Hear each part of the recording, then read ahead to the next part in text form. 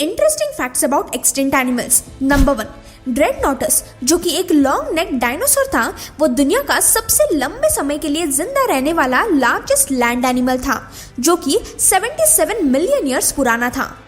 Number 2, woolly mammoth, जो कि विशाल हाथी थे, वो 4000 साल पहले ही एक्सटिंक्ट हो चुके थे, लेकिन साइंटिस्ट ने इन विशाल हाथियों को सिबेरिया में ढूंढ लिया, जहां उनमें से बहुत से हाथी बर्फ में जम गए थे, जिसके कारण उनकी बॉडी प्रिजर्व हो गई।